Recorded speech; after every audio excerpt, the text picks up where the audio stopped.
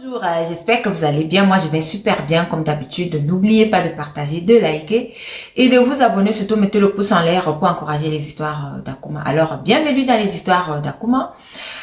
À travers nos histoires, nous donnons des conseils et nous tirons chacun une morale. Alors, ce sont les vacances dans certains pays africains. Prenez soin de vos enfants. On ne dit pas de ne pas envoyer vos enfants dans vos familles, chez vos frères, chez vos cousins. Il faut faire attention.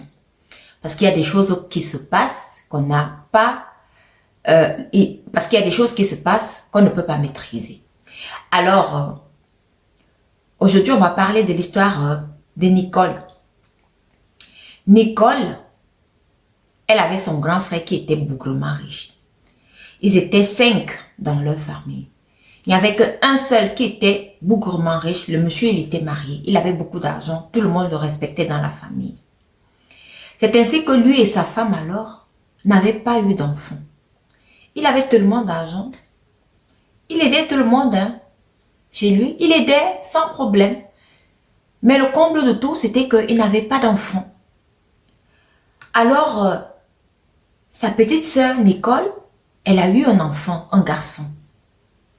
Quand elle a eu l'enfant là, le papa de cet enfant, lui, il a déserté, comme certains hommes le font souvent.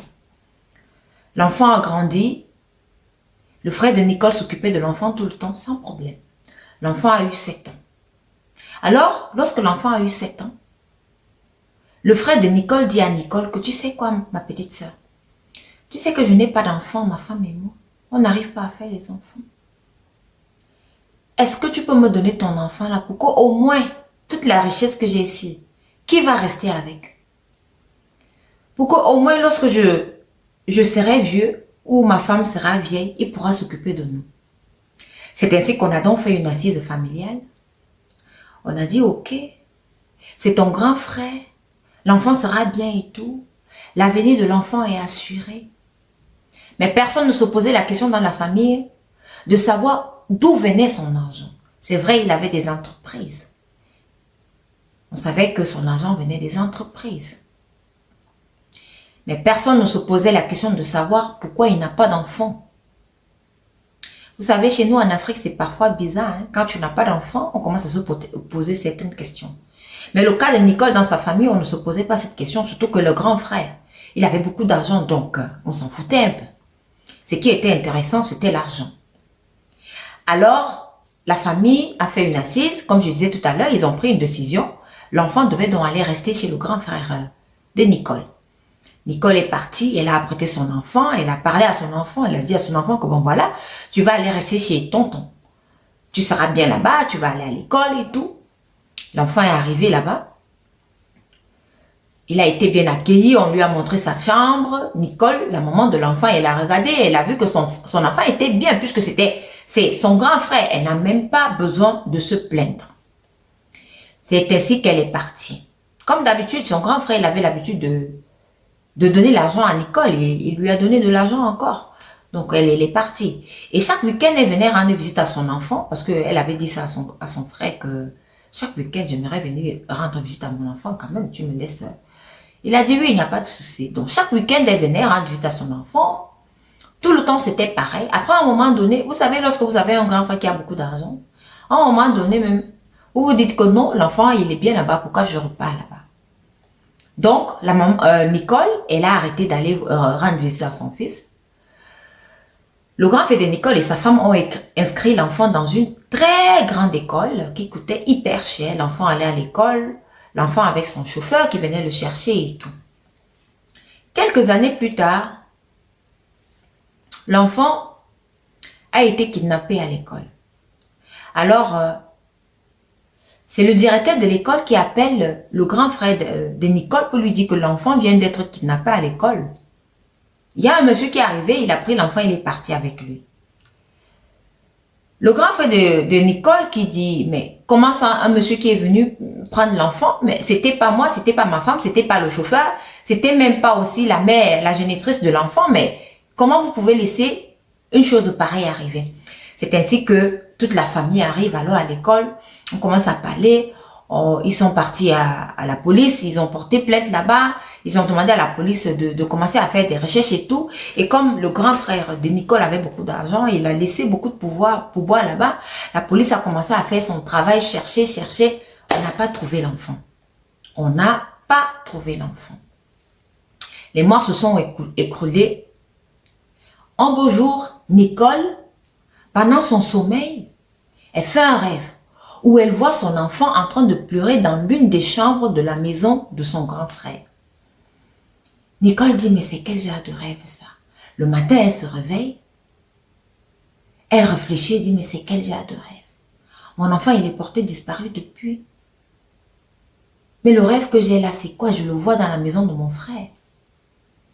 Elle dit, ah, ça peut arriver parce que je pense peut-être à lui et qu'il restait chez mon frère.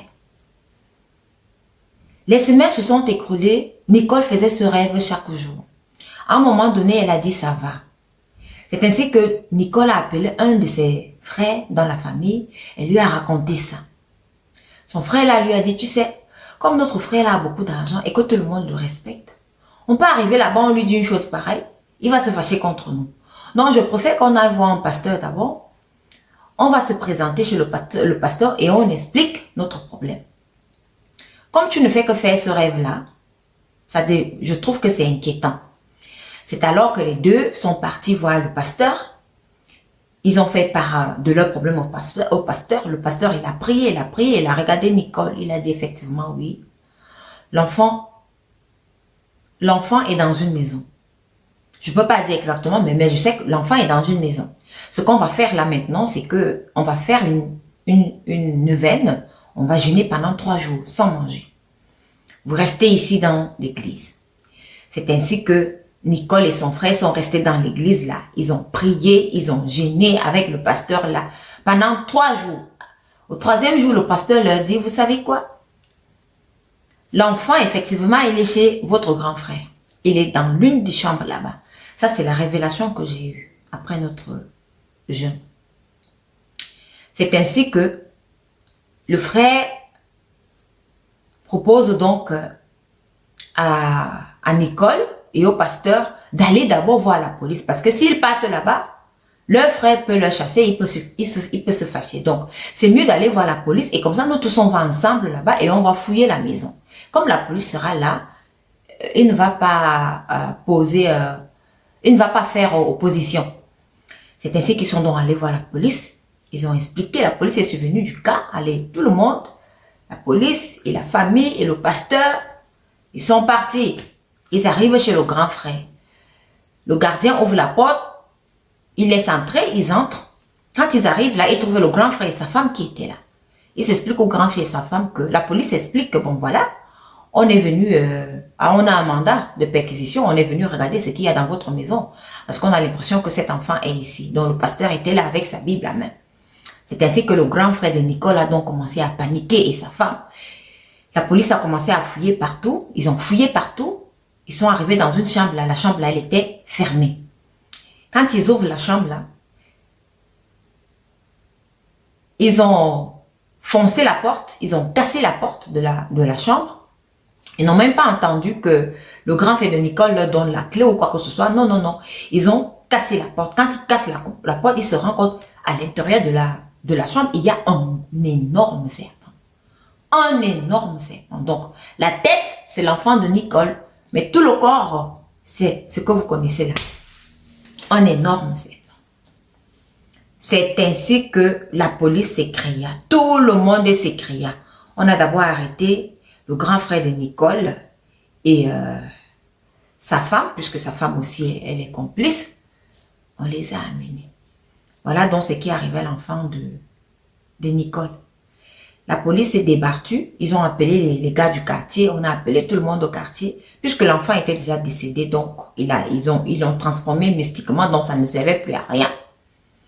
On a seulement tué le serpent là. On l'a tué, on a brûlé.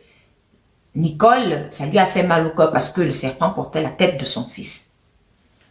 On a brûlé, ils ont ramassé les cendres et sont allés enterrer. Voilà. Faut faire très attention, on vous dit, l'Afrique a un incroyable talent. Il y a des histoires qui se passent chez nous là, qui sont difficiles à croire. mais qui sont vraies. Croyez-moi. Très difficile à croire. Et c'est la période des vacances, comme je disais. Faites attention. N'envoyez pas vos enfants n'importe où et n'importe comment. Surveillez vos enfants. Même si ce sont nos frères ou nos grandes sœurs, on ne sait pas ce qu'ils font pour avoir beaucoup d'argent. Tu vas dire non, je vais envoyer mon fils chez mon frère ou chez mon oncle ou chez mon cousin qui a beaucoup d'argent. Donc, quand la rentrée scolaire va arriver, le positif dans ça, c'est qu'on va lui acheter les effets scolaires, on va tout acheter et la tenue et tout, on va lui donner l'argent de la pension et qu'on sorte. Mais vous ne savez pas ce qu'ils prennent sur l'enfant. Après, lorsque l'année scolaire va commencer, vous allez trouver que votre enfant est devenu feignant. Pourtant, l'année passée, il n'était pas comme ça. Donc, il faut faire attention chez qui vous envoyez vos enfants. Et surveillez vos enfants. Et même si vous décidez d'envoyer vos enfants dans vos familles, chez vos cousins, chez vos frères, priez d'abord sur vos enfants.